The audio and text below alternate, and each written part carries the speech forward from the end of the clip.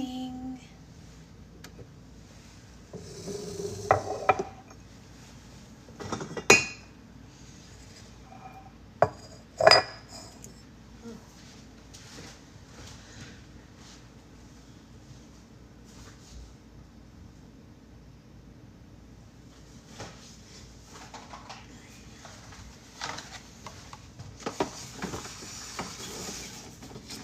Good morning, Kennedy. You're getting awfully close, aren't you?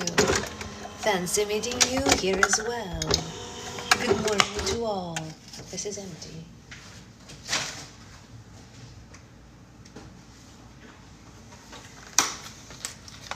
How's everyone doing this morning?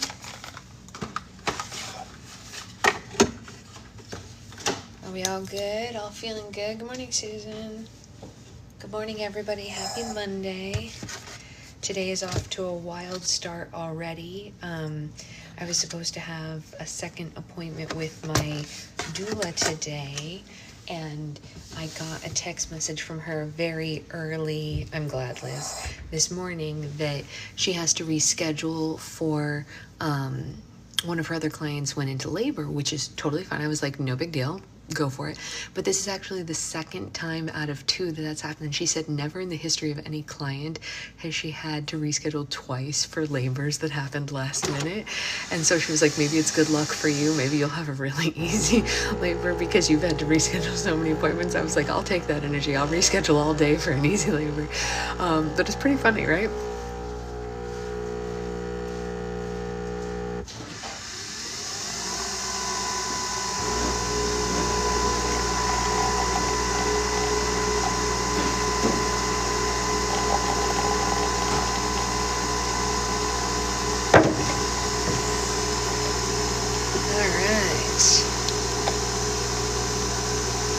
Smells good in here already. I'm thrilled with the smell. I'm glad I wasn't one of those pregnant people who now all of a sudden can't stand the smell of coffee, because I don't know what I would do. Like, how would I live? A morning, Amanda. Good morning, Ray. Good morning to all. What's everyone drinking this morning? You got your coffee? You got your teas? What's everyone having? It's Monday. We gotta attack this week. It's a short week for most people. Wicked the Musical is coming in February. You should definitely go, Anya. You should definitely go. I don't think I know anyone on this tour, actually. I used to know people on the tour, but I don't think I do currently. Hey, Sloth. Do you guys know what I realized this morning, which I fear may be a sign that I'm an idiot? But I was thinking this morning about the book that we're reading, How My Neighbor Stole Christmas. And I just realized that we don't know which neighbor it's referring to, which I think is very funny. I saw a wicked movie last night, songs are still in my head. Same. I don't know how they could not be. Strawberry dragon fruit green tea, that sounds delicious. Delightful even. I love that. Yeah. That sounds like something I would drink, for sure. You've never seen the musical, you're gonna love it, Anya. You're gonna love it. Love, love, love. What else is going on with you guys? Did anybody do anything fun this weekend? Did anyone get any slimes in the mail? I'll have coffee once I get it to make it. That's literally fair. I hope a lot of people's slimes are starting to arrive for advent calendars. A lot are getting mailed out today. I packed all day yesterday.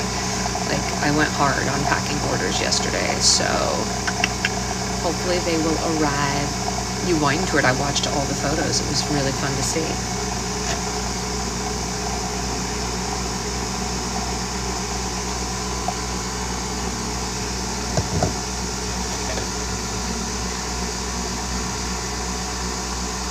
I have one short day stuck in my head. What does everyone else have stuck in their head? Amanda, it'll just be the first half of yours. The other half is going out today.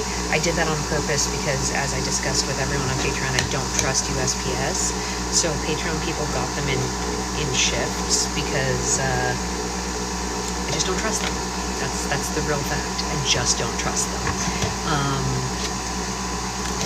I can't help myself. USPS has burned me too many times. Yeah, I have one short day stuck in my head, you guys. That's where we're going.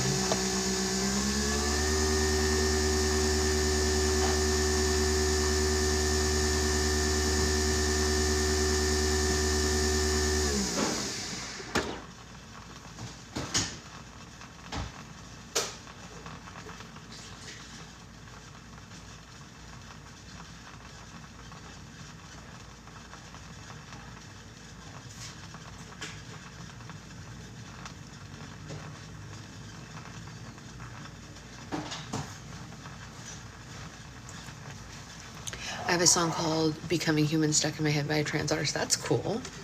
I have Bluey stuck in my head. That's fair. I really need For Good. Yes, For Good is good. Yeah. Yeah. It's all good. Wicked was so good, you guys. I'll never get over it.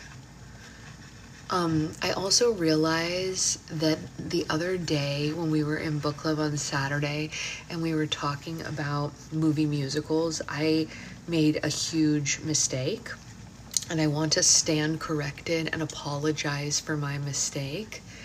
I said that Wicked was the best movie musical since Chicago and there hasn't been another good one in between. I misspoke. Tick Tick Boom is perfection. No notes for Tick Tick Boom, but I think I forgot it because it didn't go into theaters because it was only released on Netflix. I forgot how good it was. So please accept my dearest apologies, Jonathan Larson and Lin-Manuel Miranda and the entire cast, for misspeaking about Tick Tick Boom. Tick Tick Boom is a perfect movie musical as well. No notes there. But I think that as far as theatrical experiences go, Wicked is the only one on par with Chicago in recent history. So, there, that's what I have to say.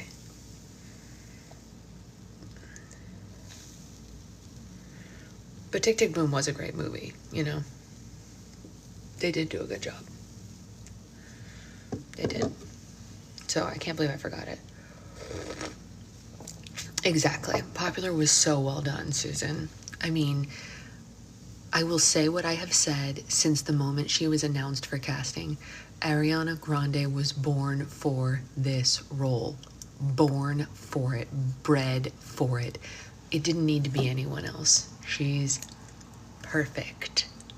Perfect. I will never get off that soapbox. She was perfection. Completely agree.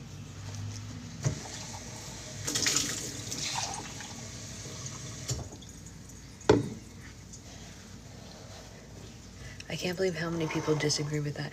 I can't believe how many people.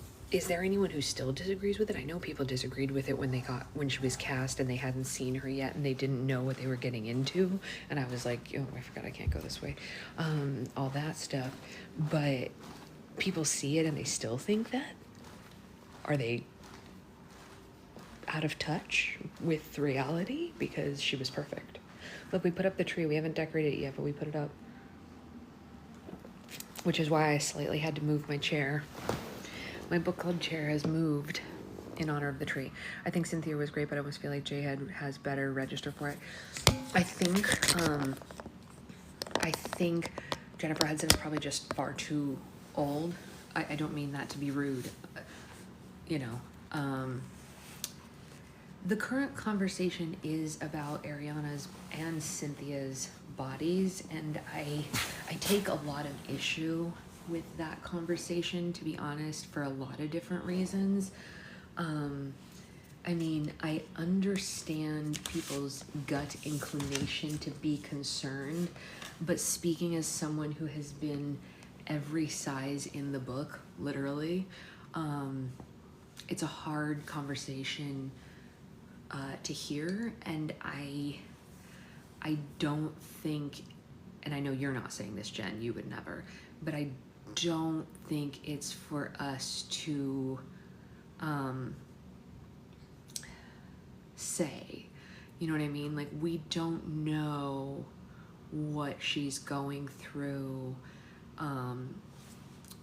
Someone on that stage who gets that much hate from every angle, not from people like us, from the world. Nuance does not lend itself to the internet. That's exactly correct. The internet is not a place for nuance, and she has to put up with so much attention from so many angles. And I think she's handling it with as much grace as humanly possible. Every interview that I have seen Ariana do, she has been kind and graceful and well-spoken, and even when talking about things that you can see she clearly disagrees with, she's handling it like a champ. And I can't even say one bad thing. The girl's always been so tiny. Yeah, she's always been a tiny girl. She I think people are confused because when she was like a preteen, she still had a little bit of baby chunkities, but like who among us doesn't, right? But she's always been real small. She just had like that cute like little baby look to her when she first started, you know, but that's normal, and it goes away when you grow up, you know. Even if you don't grow up to be a small person, you lose that cute like puff, you know, because you're not a baby anymore. And when she started working, she was 11, you know? So,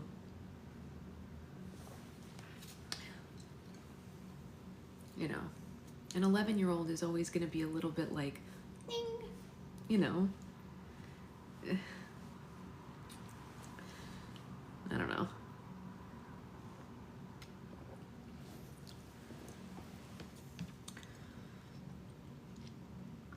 And I also kind of love how like in your face self-aware she's portrayed herself to be. Whether she actually is or not, I don't know, because I don't know her in person. In her interviews, like, I don't know if you guys have seen the video where somebody asks her if she has any hidden talent, and she's like, I've given you all everything I have, what more do you want? Which was, first of all, a hysterical line, but very true about people in positions like hers. Like, you're asking more of me after I've entertained you for my entire life. Like, slow down, bro. But Cynthia pipes in and says, oh, that's not true. You're a great painter and you haven't told anyone. And she literally looks at Cynthia and she's like, you only think that because you love me. I'm really bad at it. And I thought that was really funny. And Cynthia's like, no, you made me this beautiful painting. And she's like, honey, it's not beautiful. You only think it's good because you love me. And I was like, that's friendship. There's friendship. Oh, that was very cute.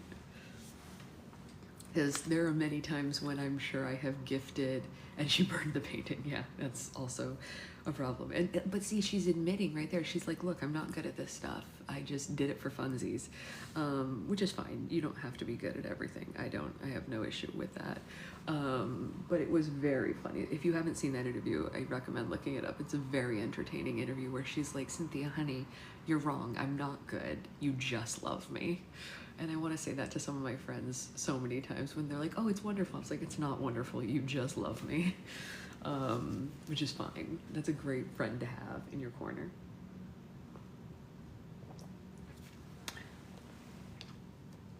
I also have seen, are you making a video of your ideal cast? No, definitely not. I'm not making a video of any other cast because I can't think of anything that could be done better. Like there's nothing that, there's nothing, after seeing it, there's nobody that I would change except that hair glitter. Yeah, that was really bad. I once painted mini portraits of my friends for Christmas, not great, but they love them. That's exactly right, Jen. I like the one where she told that she's tied with Taylor Swift for number, oh really?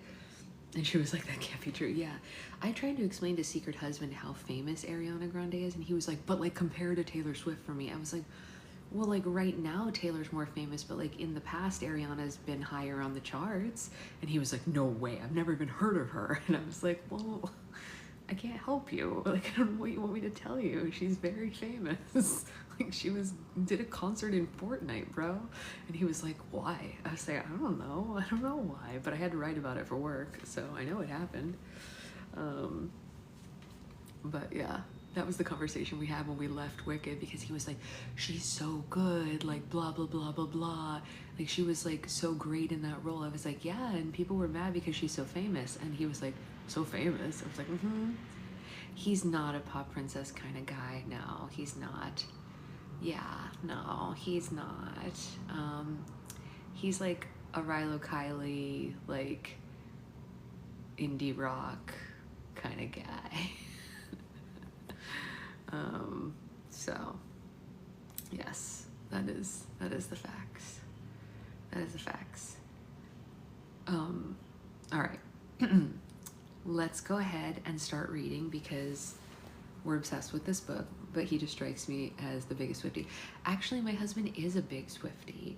He would never call himself a Swiftie, but if you go to his desk in the middle of the day, sometimes you will catch him listening to an entire Taylor Swift playlist that he's made without prompting and without me there.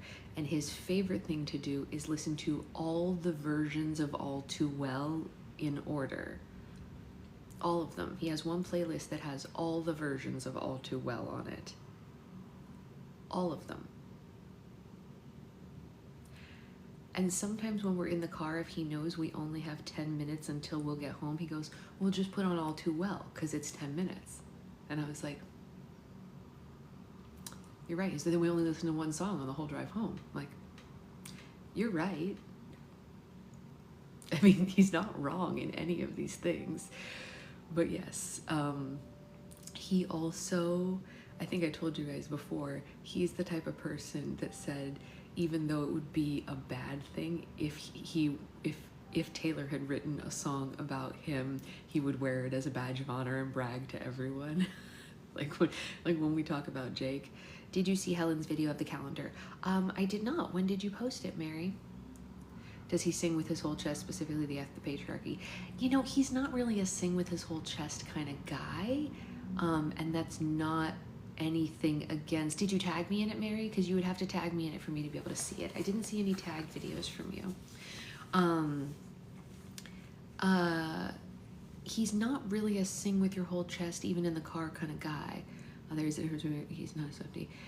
Yeah, I don't think my husband would consider himself a Swiftie, but he does listen to the music. He doesn't know all of the albums, but the ones he knows he likes.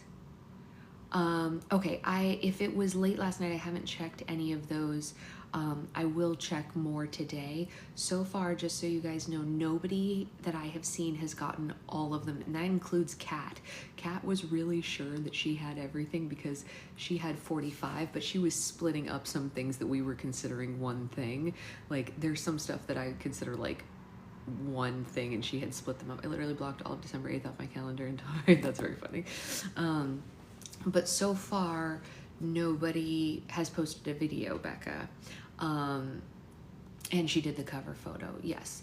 But nobody has posted a video with every answer yet. So the contest will continue either until December 1st or until somebody gets every single one.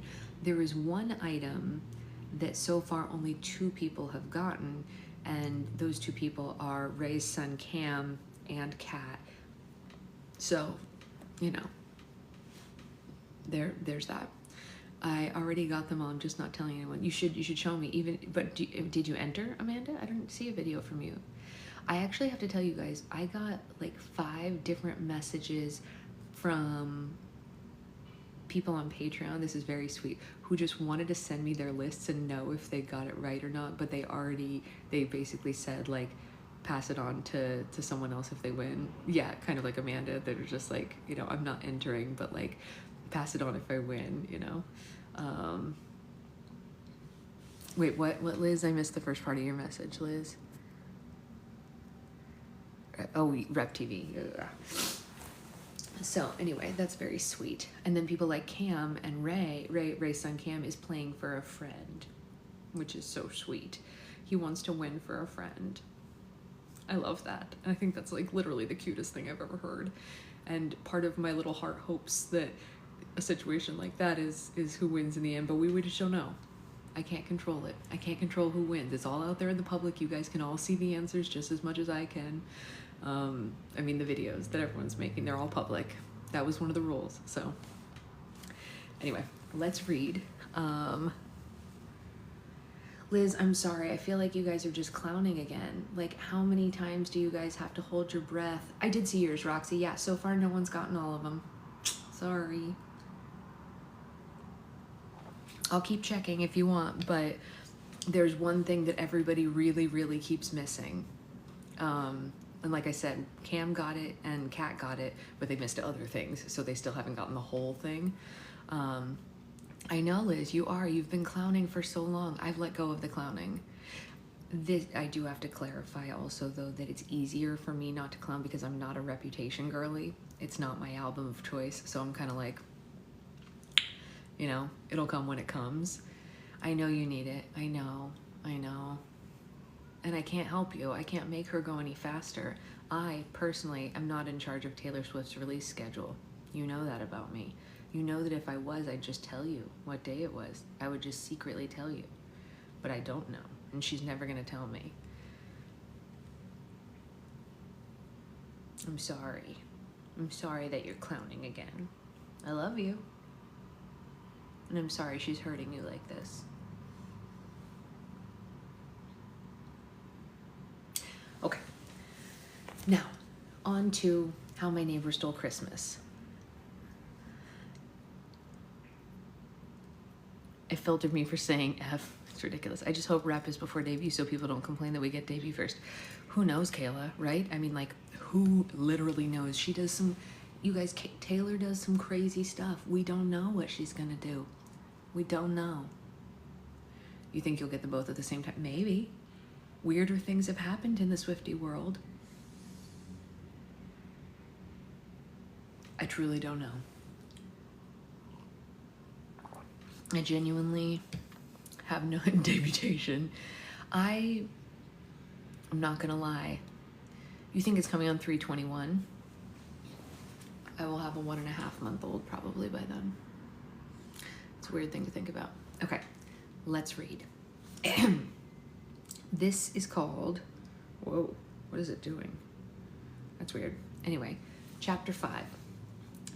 They chuckled and high-fived. What an unsuspecting trick. Coal black as the crinkle and his jolly, holly jolly sidekick. She won't know what's coming, they said with a cheerful gloat. Never has a Kringle competition been so holly jolly cutthroat. Story. You need a notebook and a pen, Aunt Cindy says as she props herself up in bed. Yesterday, she was walking around watching videos of Niall the G-string man, and today she's somehow feeble and pointing around with a shaking hand asking for ice chips. When I say she knows how to work the room, I'm really not lying, because she has had my sister practically eating out of her hand. Hey, here are those ice chips that you asked for, Aunt Cindy, Tehran says as she entered the room. Oh, you're such a dear, Aunt Cindy says as she pats Tehran on the cheek. Slowly, she lifts one ice chip to her mouth and rolls it around, letting the cold hit every inch of her tongue and cheeks. Meanwhile, I sit in the corner of her first-floor bedroom, trying not to get dizzy from the amount of varying floral prints, ranging from curtains to wallpaper to bedding to, yeah, you guessed it, flooring. Well, more like an area rug, but it's also floral. I've been in her room a number of times, but it's generally been like a quick in and out. This extended period is giving me all sorts of confusion and headache developing in the base of my skull. Sure, look, the headache could also be from worrying that I've been doing all night, but we don't really need to get into that, do we? Now that my mouth is moistened, Aunt Cindy says, and I try not to flinch from the use of the word moist, we really should get started on our chat. Yeah, well, if you don't need anything else, I'll work on taking those Christmas boxes downstairs so that we can decorate later, Tehran says, a little brown on her nose, if you know what I mean. Oh, you are so helpful, my dear. Oh my God. Yeah, Tehran is perfect. She gave Aunt Cindy a sponge bath this morning, helped her into her clothes, and has been at her beck and call. But I was the one who brought home the pastries from Warm Your Spirit, the local coffee shop, and I made everyone a protein smoothie to go with it. Not sure that Tehran would have had the strength to scrub the crevices if it wasn't for my nourishment. You speaking in? That's very funny, Becca. I'm sorry. Not that I'm looking for praise or anything, but I braved the frigid temperatures this morning as I hiked into town. Aunt Cindy thought that it would be best if I showed my face around more, especially since I entered the Kringle contest. entered being a loose term, more like I was forced into slapping down my name. But I chose to be cooperative this morning as I strutted into town, bundled up so as not to procure windburn. People were lucky to see my face through the gator mask that I strapped on and the ski goggles that I wore because of how windy it was. Snow in the eyes? Yeah, not my idea of fun. When Tehran leaves the room, Aunt Cindy focuses her attention back to me. Do you have that notepad and pen? I hold up my phone. I take all my notes in here. Aunt Cindy's brow creases. A phone? How could you possibly take proper notes on a phone? It's in the notes app, I say. It's where I make all my notes when I'm like editing or on a Zoom chat between my phone and my tablet. I'm all set. I don't need anything. She studied me for a moment, clearly not thrilled with my choice. But after a few awkward seconds of silence and a subtle stare down, Aunt Cindy finally accepts my note-taking device. Well, as you know, I had you enter into the competition, so the town is very much aware of your desire to become the Christmas Kringle. Well, your desire for me to become the Christmas Kringle, technically, I had with a smile. I'd be very happy staying out of the limelight and watching the events unfold from a healthy distance where no one can push me into a river, I can't push anyone else into a river, and children won't scream because the signature tree of baubles and wrappings tips over and Aunt Cindy waves her hand in dismissal. No, that's all in the past, Story. We're looking forward to the future now. You're older, you're wiser, and honestly, you've grown into your nose. I grip my nose again, taking the backhanded compliment for the second time since I've been here. I make a mental note to talk to Tehran about this because I think we're missing something here. This is your time to shine, and it's only going to work if you commit to it. Aunt Cindy continues, which means you need to stop being shy about the task in front of you and jump in feet first. She makes a shaky fist with her hand, pumping it with encouragement. I don't think she realizes that pep talks aren't really my thing. I don't know, Aunt Cindy. I really came here to help you out, not to go around town taking part in a silly Christmas competition. Silly? She gasps at the insult. There's nothing silly about wanting to become the Christmas Kringle. It's the highest honor, Story. People around town beg and plead to be welcomed into the competition. And if you were to enter on your own, there's no way you would get in, but you were representing me. So, well, we have sure-fired way to slip you in. Just 5 are selected every year, and there's only one winner. Out of all the people in town, only one prevails. There is nothing silly about this. It's a time-honored tradition that dates back a few years. Oh. Some might not call that a time-honored tradition if it only dates back a few years, but I'm not going to be the one who tells her that. I've already tipped the scale of annoying her. I don't think we know how old Story is yet, Michael. I think maybe late 20s or early 30s based on the fact, you know what, she must be 28 years old or 29 years old because there's a moment earlier where they say that they were 18 last time they saw each other and that was 10 years ago. So approximately late 20s, give or take. Sorry, I say, realizing silly was a very stupid adjective for me to use. Well, I appreciate the apology. She clears her throat. I would like for you to look at the situation with a different perspective. She struggles to sit up a little, and I attempt to help her, but she waves me off. When she finally gets settled, she looks me right in the eye. My favorite thing is when your old people voice have Madam Weather. You know, it just happened. I don't know why she got that voice, but I'm glad you like it. She struggles to sit up, and I attempt to help her, but she waves me off. When she finally settles in, she looks at me in the eyes. I've always felt like we shared some kind of kindred spirit. She glances towards the door and then back at me. I love your sister dearly, but she's more, how do I put this, robotic. I hold back my snort because she really couldn't have described Tehran better. Yeah, she can be a bit tense, right? I say. Yes, tense, stiff, sometimes a bit unwelcoming. But with you, it always felt, well, easy. We share the same interest, we have the same thirst for life, even if that means you tend to find joy in taking care of a ficus rather than a Christmas tree. I press my hand to my chest. Alexandra and I have a special bond. Yes, precisely. Aunt Cindy's smile grows wide. Your sister could never bond with a tree. She refuses to claim Alexandra as her nephew, too, and I know that hurts his feelings.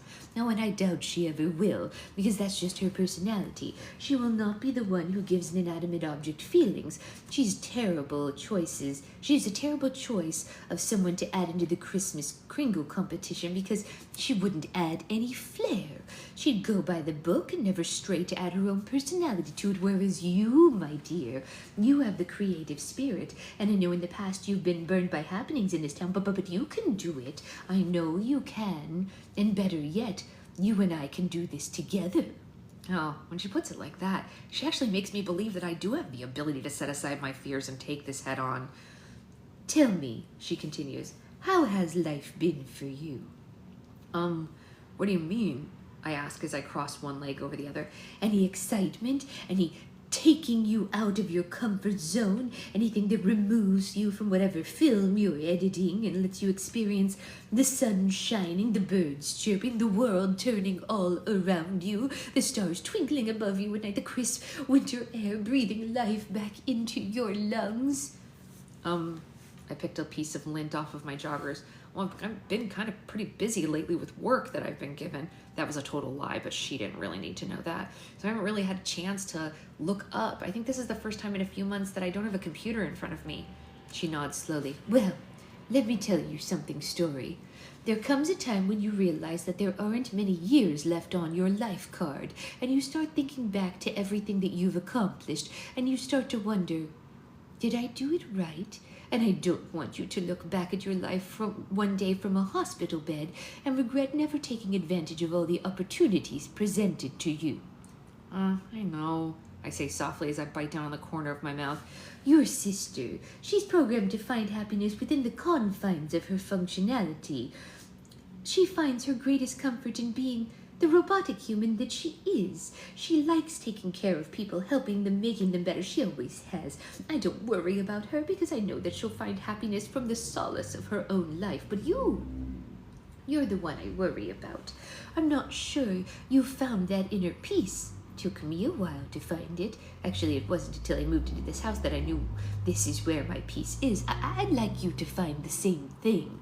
I do love visiting you, Aunt Cindy, but I don't think the tundra is where I'm gonna find my peace, she chuckles. No, I'm not talking about moving here, but I am talking about you finding that peace. It's so important. And stepping out of your comfort zone and doing things that open your eyes to the world around you are the first steps. I sigh and lean back in my chair. So what you're saying to me is that if I jump into this Christmas Kringle competition feet first, not holding back, embracing the challenge, it'll set me up for so much more in life and possibly find a sense of calm that you don't think I possess right now. You tell me, do you feel calm? I shift my legs, switching which one is crossed over the other. I mean, I was very comfortable in my chair in my home, ready to watch Love-Marked Christmas movies all season. But were you experiencing life? No, I answer honestly. Did you have plans to celebrate Christmas? No, I reply, feeling a touch of shame. She looks out the window of her room toward the backyard that's shrouded in tall pines, dusted in fluffy white snow. Oh, that makes me so sad, Story.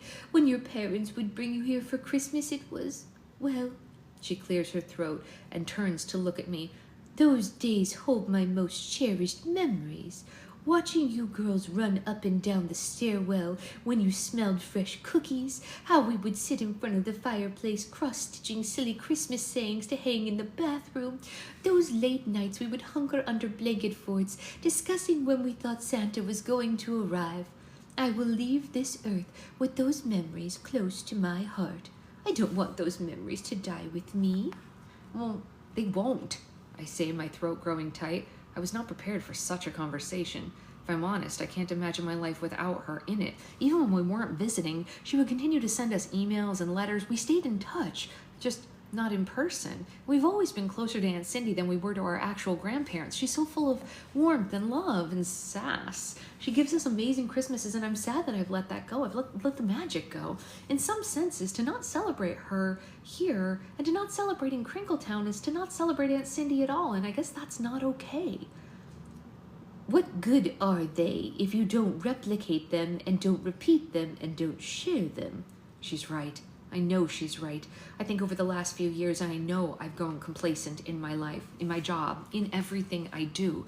My friends asked me if I wanted to go out Friday night, and instead I stayed home and I worked, to the point now they don't even ask me to go out with them anymore. My love life is non-existent. I haven't even attempted to go out on a date, but I've just sat at home in my blanket hoodie watching cooking videos, but I never even cook for myself. I found comfort in not doing anything, and Aunt Cindy's right. That's not really living. That's just skating by. If I've learned anything from Aunt Cindy throughout all these years of being around her, observing her, it's that she lives a spirited, free life with absolutely no shame. Meanwhile, I've closed in on myself, and maybe, just maybe, it's time to change that. And a smile crosses Aunt Cindy's lips when I look up at her. You're going to jump in, feet first, aren't you? With my chin held high, I fold my hands in my lap. Well, if we're gonna do this, I guess we really should do it right. Very nice. Okay, I think we have time for one more chapter. This one's a little bit of a longer chapter, but I think we can get through it. I had to move the camera because the light was really bugging me.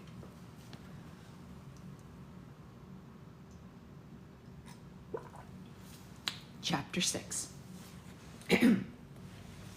So the people of Kringle all gathered around. The twinkling lights shimmered, snow fell to the ground. Bob Krampus in the center with a smile and a list of all the contestants he held in my fist. What a wonderful time, the start of a joyful season, but Cole and Max only there for one specific reason. Cole. Thank you for joining us, Bob Krampus bellows from his Santa house at the top of Ornament Park. It's a picturesque storybook house plucked straight from the minds of Disney animators, with its fake thatched roof and Bavarian-style molding, stained glass windows in green and red, and the quintessential stone that wraps around the bottom perimeter of the cottage. The people around us cheer. Their breath turns into mist, and mittens are pressed together. Winter hats cover ears on the town band, which is off to the right, is getting ready to start the Christmas single season with a Kringle town favorite. Santa Claus is coming to town. I should have worn a jacket, Max mutters next to me. It's chillier than I expected it to be. I told you we should have stood closer to one of the fire pits. Yeah, and risk not getting to be able to hear all of the rules because the kids around us are high off of s'mores. Yeah, no, we're here for a reason, and I'm not gonna let anyone distract me from the win. Okay, settle down, Michael Jordan. Huh? I asked, looking at him. Max rolls his eyes. Never mind. I'm happy to announce that all the applicants are in for this year's Christmas Kringle, and we've reviewed them and are ready to announce the competitors. Bob Krampus pauses and lets the crowd cheer again. Not me. I stand there stiffly, mentally ready to take all the notes, not letting one thing distract me from a flash of red. I look in that direction, wondering if it's Story Taylor, only to see that it's someone tossing a red scarf around their neck. Christ, what's wrong with me? As I was saying, I'm not letting one thing distract me from what I have planned, and that's to win the Christmas Kringle. And this year, we have quite the competitors, Bob Krampus says as he pats his belly, shaking it like it's a bowl of effing jelly. I'm gonna call out their names and make them join me up on the stage. What? I hiss. That wasn't part of the plan. Did you know about this? I ask Max. He shudders next to me. Dude, I can't even feel my fingers right now. I have no idea what is going on. When do you... okay, I have to be honest. I replaced the word that was there with fingers because the word isn't appropriate for TikTok, and then they repeat it again. So they're really just trying to hurt me. What he's saying is that he can't feel a part of his chest, and then the character asks, when do you feel your part of your chest? I ask, and he pauses for a second. Good point. How about I can't feel my toes? Yeah, better. You probably should have started with that one. Well, the felt more dramatic. I roll my eyes. Well, you're coming up there with me, whether you can feel them or not. You wound me. You know that? He says. Jimmy Short, representing the Short family, please come up here. The crowd cheers as Jimmy Short makes his way to the stage. Ursula Kronk, representing our first responders and our reigning Kringle from last year, please join us up here. The crowd goes wild. She's going to be stiff competition. How can you not root for a first responder? Dr. Beatrice Pettigrew, representing our furry animals, please join us. I swear I heard a dog bark in the distance. And Bob Krampus pauses for a moment, and I know why. I know it's because he sees my name, and he's probably just as shocked as the rest of the town's going to be to see that we slipped in my application last minute. I have a good idea as to why I was probably selected, Martha and May. They, along with other proprietors, select the applicants, and they've always been advocates for me. Gripping the mic tightly, he says, "A new entry this year, Cole Black." And the crowd's enthusiasm dies down. I've tried to buy your slime guide for a few days, but the link isn't working. Lisa, have you tried going to just rainbowslimegirl.com and clicking on the link directly rather than using the one from the Linktree? That is probably your best bet. I've had probably somewhere in the range of 150 people buy it this week, so I know that the link does work.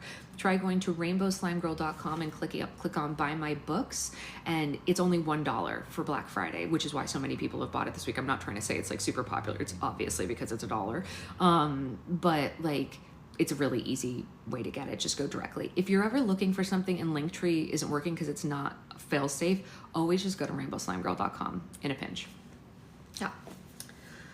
No problem at all, Lisa. No problem at all. They, along with other proprietors, select the applicants, and they've always been advocates for me. Gripping the mic tightly, he says, "Yeah, there's a new entry this year, Cole Black." And the crowd's enthusiasm dies down, confusion written all over their faces. I could really do without the dramatics, I thought.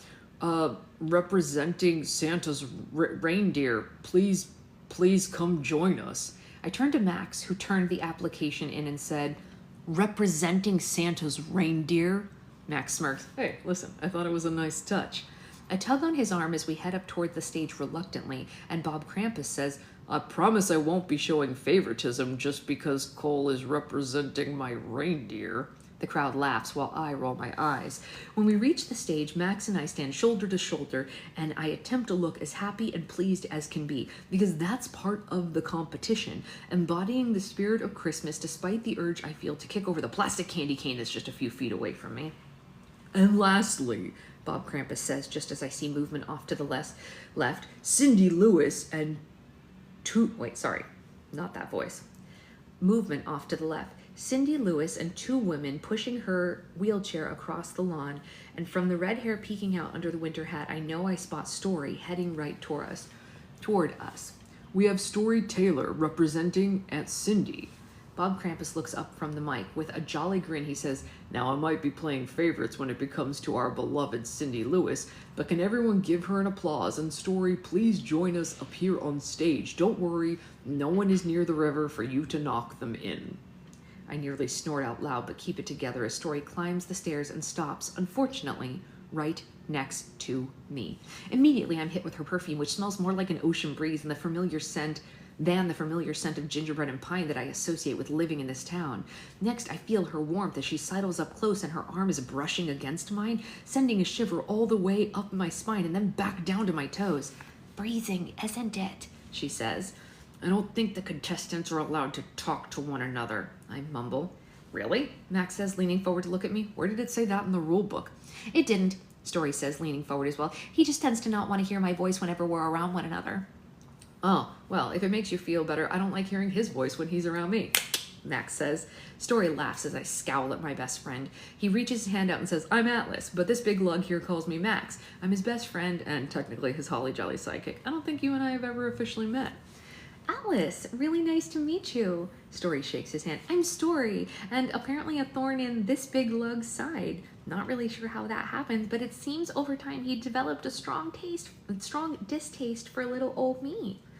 "A strong distaste?" Max asks as Bob Krampus dribbles on about the tradition of Christmas Kringle, acting like it dates back to the 1800s for people who are all gathered around, when in reality, we haven't even been doing this competition for a decade. How could he have developed a strong distaste? I didn't even know he had tasted you. Unless, dude, is there something you're not telling me? I've never once tasted her. I say, the words feeling really stupid as they fly out of my mouth. "Oh, what a loss," Story says. "He could have had a real feast." "Jesus," I mutter. "We are in public. And if you were in private, would this conversation be any different?" Max waggles his eyebrows a little. This was a bad idea. I knew that it might backfire on me having Max by my side, but I didn't think that it would backfire this quickly. "Can you please be quiet? I am trying to listen to Bob Krampus." I say, gesturing to the town Santa who has built his life around becoming the epitome of a ho-ho-hoing head elf. Oh, I forgot, Max says and then whispers to Story. Now I'm between them, I can hear everything. He was always a goody two-shoes in school, Max says. Really? Story asks. I can feel her eyes scanning me. A goody two-shoes? I don't buy it. And then we have this year, Bob Krampus says with force in his voice, clearly annoyed with the chattering behind him. It shuts all of us up as we stand in a row, directing our attention to the head of the show. We'll be testing these brave souls on their Christmas prowess, and can they rival the eggnog of Prancer's libations? Can they cut a candy cane as well as Jefferson's Chadwicks? Are they able to dazzle Tanya over at Warm Your Spirits with their take on a fruitcake? Will they blind us with their brilliant light display, or tap right into our hearts with their rendition of their favorite Christmas song? Bob Krampus gestures to us. Only time will tell. But over the course of the next few weeks leading up to Christmas Eve, these brave souls will be taking part in a series of competitions that will determine if they really have what it takes to be the Christmas Kringle. And the crowd cheers, and I can already feel my competitive spirit kicking up a notch. Did I ever see myself being so involved in the town that I'd learned to make fruitcake to earn points towards a Christmas competition? No, never. But now that I'm in it, I'm in it. There's no pulling out. Looking at the competition up here, I can tell that Ursula will be a challenge. Jimmy's a joke, and Dr. Pedigree will peter out at the end like she did last year. It's really between me, Ursula, and Story, and I'll be damned if I see her up there on December 25th, receiving the robe and the crown and the scepter, all that are awarded to the Christmas Kringle, over my effing dead body. We'll keep track of their progress on the leaderboard next to my house, and this goes further than just any competitions. It's up to you, our friends and family, to report back to us if you can feel the Christmas spirit from our contestants. For instance, if one of the Kringleese is walking down the street in antlers and a festive sweater, Max elbows me and I know immediately what he's thinking. Or if they wish you a Merry Christmas, or if they sprinkle a little bit of that holiday magic in your day. Christ. This is going to be a full-time job, because this honor is deeply rooted in the tradition of this town. Okay, Bob Krampus, bring it down just a notch. There are just a few out-of-towners here, so remember the audience. We all know what it's deeply rooted in. So, good luck to our contestants, and may the best Kringlee win. And the crowd cheers again, and then Bob turns around and levels us with a serious look. Meet me at my house to go over the rules. Okay. We all head off the stage while Bob finishes up and follows Mrs. Claus, a.k.a. Sylvia Krampus, into their storybook house that's just off to the right of the stage. I've been in this cottage a few times to help Bob with some chores like painting his living room and changing out his kitchen sink, so the dwelling is nothing new to me. The house is picturesque on the outside, like a holiday card come to life on the inside, with its green and red plaid wallpaper, red carpet, white doilies on every surface. If anyone lives within the theme of Christmas for their entire life, it's Bob and Sylvia Krampus. Right this way, Sylvia coos. Let me get you some hot chocolate. It is quite chilly out there. Dressed in red with a frilly white apron and a bonnet, Sylvia has also committed to the part, allowing us to live in her world where Santa just isn't just magic, but real in the flesh and with a wife to prove it. We all file into the living room where Bob's green recliner is angled toward the age-old TV, a wooden magazine holder next to the chair full of crossword puzzle books that seem like they're ruffled through on the daily. A pair of spectacles rests on an end table, along with a giant remote the size of a laptop. What are the spectacles for if the remote takes 2 hands? Wow, I've never been here before, Story says. It's so real. Did you think it was like a movie set or something? I ask. Real on the outside and plywood on the inside. You know that they actually live here, right? Oh, don't worry, Sophia. I'll upload it later, but epoxy on the floor doesn't sound good at all. She gives me a death look and then says, I meant this is what I expected that Santa's house would look like. That's because it is Santa's house, I whisper to her. You know, you were much nicer when you were younger, she replies. Funny how people change, I say, crossing my arms over my chest. Yeah, I guess so. And here I thought that we could be friendly and help each other out in this competition. Huh! I gawked out loud for Jimmy, Beatrice, and Ursula to glance in our direction. Our groups have split up, so it's the older Kringleese, hate that term, and the younger Kringleese standing in circles next to one another. Help you? Yeah, not a chance. I shake my head. I think he said earlier that he's taking you down, Max said, leaning towards Story. I did not say take her down. I think you did, Max argues. I don't think so. I do think so, he replies. I open my mouth to disagree once again when Story steps in. Hey, what's the hate for anyway? Last I remember, we were really pleasant to each other. Oh, wait. Story rolls her eyes dramatically. Oh my God, is this because I called you Connor at the Kringle Krampus? She called you Connor? Max says with such a large smile on his face that it grates on my nerves. You didn't tell me about that, ma'am. Probably because he was too embarrassed, Story says. I was not embarrassed, I say. Oh, you seemed embarrassed. Oh, really? I say, folding my arms. Please, tell me what my embarrassment looks like. Okay, she says, and then she shakes out her body a little, takes a deep breath, and she puckers her entire face, clasping her hands in front of her, shoulders inward, and then shifts side to side, making an entire show of it. And it's ridiculous. It's absurd, actually, and has Max bending over, actually bending over in laughter. Jesus Christ. That is not what I look like, I scoff, and Story pauses. I mean, maybe your face was a little more sour looking, but it's kind of hard for someone like me to mimic. Max is still laughing. His hands are on his knees as he gasps for air. I nudge his shin, reminding him whose holly jolly sidekick he is, because at the moment, it seems like he's forgetting. Oh, that is amazing. Max nods. Yeah, I've seen that face before. I know that face. Bullshit, I shout just as Bob Krampus walks into the house, his overwhelming presence sucking the air right out of the room. Now, is that kind of language a part of the Christmas spirit? He booms into the small space. No, it's not, Story says, shaking her head. Very much the opposite. You are correct, Story. Jesus, is she sucking up already? This is a gentle reminder that you are now my special elves. Not everyone is picked out of the applications to be a Kringle. We have room for 5 contestants, and because of that, you must uphold your end of the bargain, which includes not shouting bullshit in Santa's house. I swallow, feeling a hard lump rise in my throat. You never want to be told off by Bob Krampus. The baritone in his voice alone will make your nerves shiver. Sorry, I mutter, and he offers me a curt nod. Now, where's my wife? She's getting us hot chocolate, Max says, and then he elbows me. Yeah, I say, and I was just about to go help her get that hot chocolate. Now look who's sucking up. I point at myself. You're a good lad, he says as he makes his way towards his chair, and he lets out a huff, a gruff, undoes the belt that cinches his waist, and then flops down into the chair, a footrest following to lift his legs. Ah, yeah, that's the good stuff, he says. It looks like Santa's taking a break, so I head back to the kitchen where Sylvia is starting to pick up a tray full of mugs. Here, no, let me help you with that, I say before she breaks one of her brittle bones trying to lift it. Oh, why, thank you so much, dear. She pats my cheek. You know I am rooting for you, Cole. When I saw your name appear in the applications, it truly did warm my heart. After everything I've seen you go through with your parents, seeing that Christmas spirit reawaken within you, well, honestly, it brings a tear to my eye. I smile kindly at Sylvia. Thank you. That means a lot to me. And I mean that, even though her compliment makes me feel like shit, honestly, because little does she know the real reason that I'm doing all of this. She presses her hand to my back, and together we head out into the living room, where I hand out hot chocolate to everyone, the biggest cup of all going to Bob.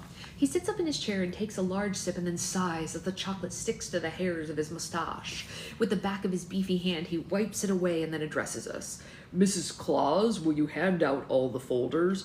Ursula, Jimmy, and Beatrice, you're familiar with the folder, but you newbies, it will have everything you need to know about the contest, the dates of each competition, how the competitions will be judged, and who they will be judged by. These will be your Bibles moving forward, so don't lose them, because they cannot be replaced. He pauses, and Sylvia makes the rounds with the sacred folders. Please open them to page 1 now. Fumbling with our hot chocolates and the folders, we do manage to get them open. By turning in your application, you've accepted the responsibility of holding this tradition and this town in the best of lights, meaning that you are a representative now of Kringle, of the businesses, of the people, of Mrs. Claus, and me. Under no circumstances will we tolerate anything less. This is your code of conduct. Moving forward, we expect you to stick out among the holiday tidings. We want people walking around town knowing that you're a Kringle, which is why we've decided to make you wear sashes this year. Sashes? What kind of sashes?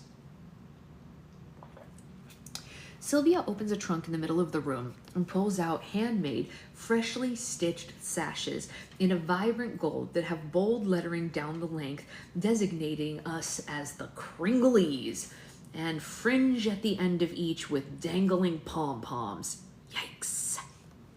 If you appear in public, these must be worn. Get used to them because they are your new adornment. Consider yourself a tree, and this is your tree topper. You can't go anywhere without it. If you are caught not wearing your sash, points will be marked against your grand total. So, with that in mind, we've increased the number of spies this year as well who will keep an eye on what you're doing, what you're saying, and how you're acting around town. So always think to yourself, someone is watching me. Perfect. Just what I want as the man who likes to hide out in the reindeer barn, away from humans. What did I get myself into? And if you have any questions, feel free to come and ask me and Mrs. Claus during our off hours. If you do come visit us, we're no strangers to cookies as a gift. He's really not. I did learn that the hard way. Bob takes a sip of his drink and then leans back in his chair. So, any questions now? If we ask, do we need to bring you cookies for later? I think to myself. But Jimmy raises his hand and Bob calls on him. Yes? Will Eggnog Wars be alcoholic again this year? Bob shakes his head. No. After nearly poisoning our judges last year, the competition has now switched to non-alcoholic. The judges were almost poisoned last year? Story asks. Yes. If you'd lived here, you would know that. I mutter to her, which grants me a serious side eye.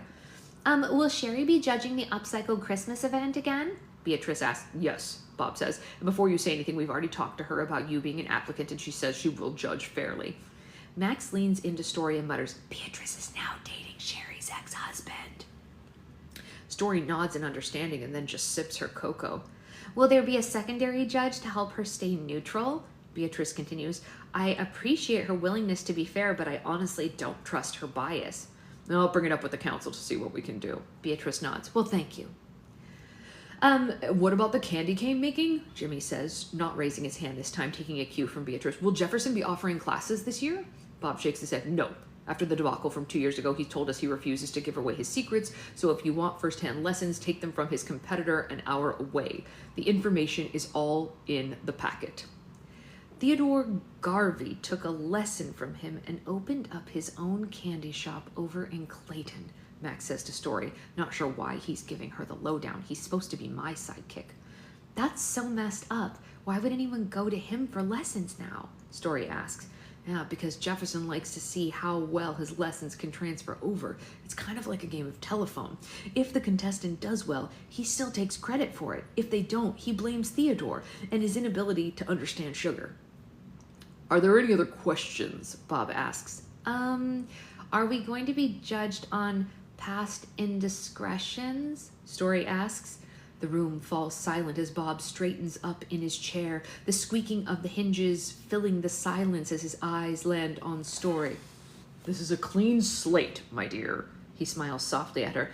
Anything that might have happened in the past involving Mrs. Fiskars or the signature tree or the hot chocolate stash, they've all been expunged from your record. We're just happy that Cindy has family back in town. She's been, well, honestly, she's not been herself.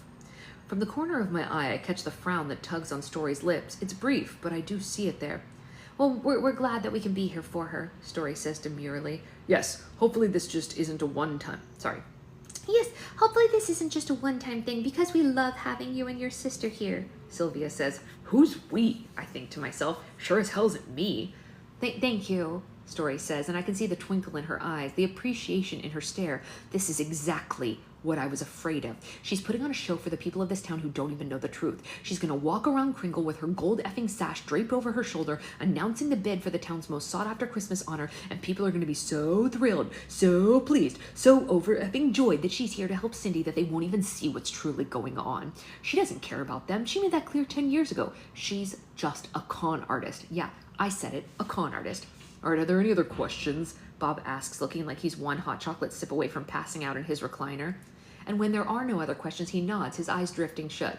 All right, well, best of luck to all of you, and may the cheeriest and most skilled win. And with that, we all leave our mugs on Sylvia's tray and head out of the house to an emptied park. So, Max says to Story, looks like your family went back home.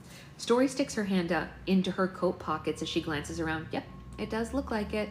Don't worry, he clasps my shoulder. My good friend Cole will walk you back to your house since you're both headed in the same direction.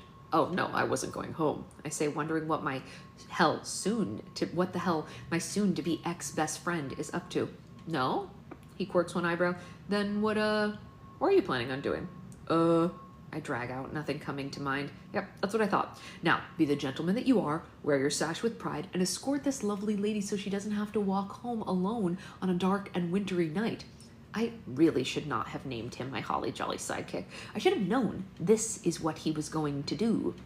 When I spoke of him being my sidekick, I meant in pursuit of the Christmas Kringle title, not wingman trying to set me up with the girl next door. No, it's really okay. I can see from the pain on his face that he does not want to walk me back, Story says, and also I have no problem walking alone.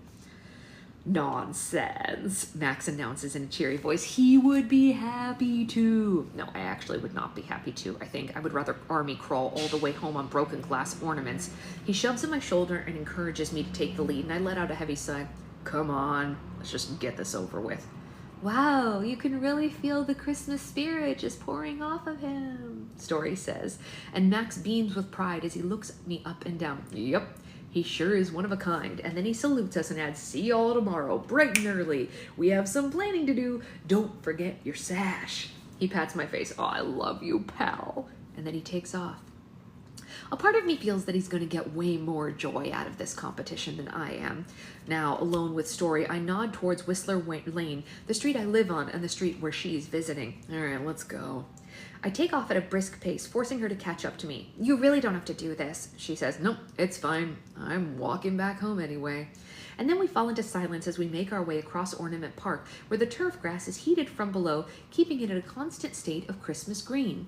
The town took their time deciding if they wanted to put in heated turf with drains, given the massive expense that it would incur. But after some heated debates and consideration, Bob Krampus made the executive decision that it would be great for the town and the events that they hold year-round to have a lawn open at all times, rather than having it covered in snow.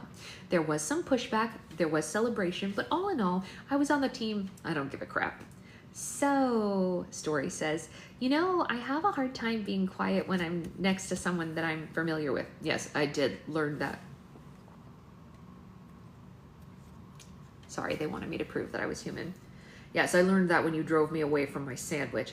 Drove you away from your sandwich? I only remember that a little differently. I think leaving the sandwich was your choice. You were insufferable? She pauses in her steps, and I can feel her eyes on me. Insufferable? That's a pretty strong word for such a small interaction. You know, the word insufferable almost seems like it stems from your harboring some sort of distaste for me. I glance in her direction and nod toward the street to keep her moving. Thankfully, she just follows. Harboring distaste? What makes you think that? I ask, even though she just called me out. Probably the fact that you're being so rude. I'm always rude. You can ask Max. You weren't rude when you were younger, she counters. Age will do that to you. I grew older too, and you don't see me flaring my nostrils like a bull ready to charge. I grimace as I glance in her direction. A bull ready to charge? You got me all wrong. No, I think I've pegged you pretty well, she says as we both walk across the near empty streets of Kringle, only a few people milling about on the sidewalks doing some window shopping before the stores open back up tomorrow. Being that it's past 8, there are very few places still open. Prancer's Libations is one of them, since it's a bar, and Poinsettia Pizza is always open until the early hours of the morning because of people who funnel out of Prancer's and go right into the pizza shop to score a slice. I can practically hear the snorting now, she adds. I think you're just hearing yourself. I do not snort, she says in defiance, says the person breathing heavily as we casually walk down the street. Hey, she snaps, not all of us are used to the altitude here. The Mercantile has oxygen canisters if you need a shot, although they won't be open again until tomorrow. I don't need a canister shot, she says, sounding cranky about it. No shame in it, I say. I just need a second to adjust. You grew crankier as we got older. I adapted to sea level. That's all you think has changed? I ask. Don't recall you being insufferable when we were younger. Oh my God, she says, her voice carrying through the cool night air. What the hell is wrong with you anyway? Nothing's wrong with me, I say as our houses come into view.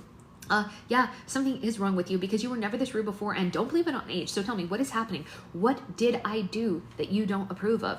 Nothing. I say. You're a liar, she says as we reach my house and I start to turn toward the path that leads to my porch stairs. She grabs my shoulder, halting me. I know we were friendly as kids, and we tried being pen pals that one year, and I know I failed at replying, but wait, is that it? You're mad at me because I wasn't a good pen pal when we were kids? Jesus, no, I say.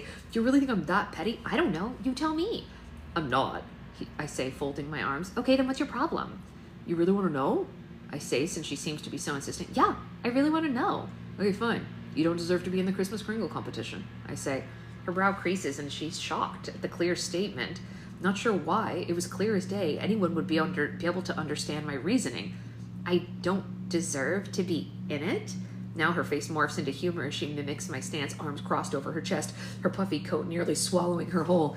And, excuse me, who are you to decide who deserves to be in the Kringle competition? Someone who's lived here their entire life. That's barely a qualification. Well, I'm more qualified than you. She slowly nods. Uh-huh. You know, Aunt Cindy was telling me she was very surprised to see that you were even at the event, let alone that you were called up onto the stage as a Kringlee. One might say it's unlike you. It is, I say, not denying it. So this unexpected entrance, does it have anything to do with me? Yep, I said, spitting out the truth, which seems to surprise her. Really? She said, standing taller. Yes, I replied. You don't deserve to win. You aren't a part of the town. And with all the buzz you're getting by taking part in the competition, I decided that I'll do everything I can to make sure that you lose. Her jaw falls open for a moment before she closes it. I'm doing this for Aunt Cindy, she says. And I'm doing this for everyone in town that believes in the spirit of Christmas. I believe in the spirit of Christmas, she says. Yeah, says the girl who hasn't been here in years. It's called going to college and getting a job. Still could have visited. What I did on my vacation time is really none of your business, she snaps. Yeah, clearly it wasn't spending time with your Aunt Cindy. Her brow forms a V on her forehead while her eyes grow angrier by the second. How dare you? How dare I say, pointing to my chest. How dare you? Oh, wow, great comeback, she rolls her eyes. It wasn't a comeback, it was a statement. How dare you?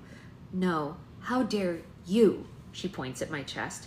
Flustered, I poke her shoulder. How dare you? Stop repeating what I'm saying or else this is going to go nowhere. Yeah, just like your chances at becoming the Christmas Kringle. Oh, and you think you're going to be able to shed the grumpiness and become a holly jolly asshole? Pardon me? I blink a few times. If anyone's an asshole, it's you for not coming around in the last 10 years.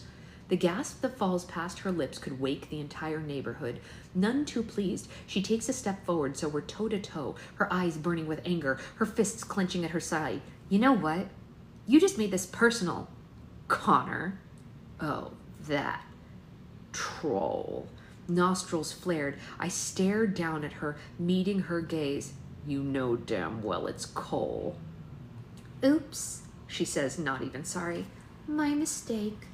And then we stand there, staring at each other, animosity sizzling between us, building into a dark cloud that I'm sure will stay until she decides to part ways with this town that she hates so much. She pulls her sash out of her pocket and drapes it over her head. When it's fitting her properly, she says, You, Cole, are about to see an exhibition on what true Christmas spirit is all about. Meeting her intensity, because I'm never one to back down from a challenge, I slip my sash over my head as well. You have no idea the kind of Christmas spirit that I possess. I cough up tinsel daily. Her nose crinkles. Yeah, well, I drink eggnog like it's water. I bench Santa's sleigh with Bob Krampus ho-ho-hoing in the driver's seat. Her body grows more tense. I dream of sugar plum fairies every single night. I can pull candy canes out of my ears, I say, realizing that that makes no sense, and I find it more important to drive the point home. My sweat smells like freshly iced cookies. My hair is coarse as the straw that the reindeers eat. She glances around trying to think of anything that could outcompete me. My nipples shine as bright as the lights on every single house in this town. Silence falls between us because straw hair and twinkling nipples, is that really what this has come down to? Yes. Yes, it has. Party tricks aren't going to win you the Christmas Kringle. I motioned to her chest with my fingers. So you might want to cover up those neon nips of yours. Yeah, well, feeding the reindeer your hair isn't going to win it for you either, she replies. Well, we'll just have to see then, won't we? Yeah, I guess we will, she said, taking a step back. I would say good luck, but I really do hope that you fall flat on your face. And push someone into the river while I'm doing it? I ask, causing her expression to morph into shock. She points a shaky finger at me. It's on Connor, it is so on. So watch your back, because I'm competing for the title. It's Cole, I virtually bark, and if anyone needs to watch their back, it's you. Oh, awesome comeback. She rolls her eyes. I'll see you around, Connor. And then she takes off towards Cindy's house. I never should have walked you home, I call out. Trust me, it was more unpleasant for me than it was for you. And by the way, you have hot chocolate on your upper lip. And then she slips into her house while I quickly wipe at my mouth, mostly falling for what is likely a trick. Well, it's official. She is my number one enemy. This only makes me more determined to do everything in my power to make sure that she does not earn the Christmas Kringle crown.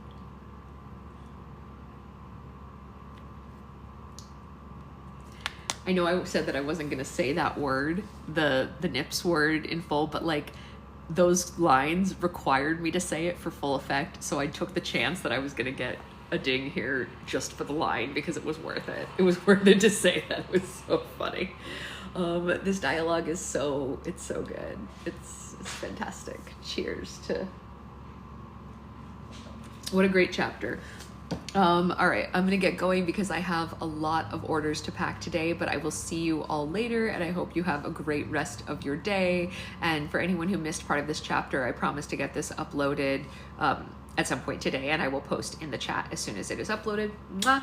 If you haven't received a tracking number in your email, keep an eye out, because a lot more of those are going to pop up today, and I'll see you on the flip side. Bye, guys.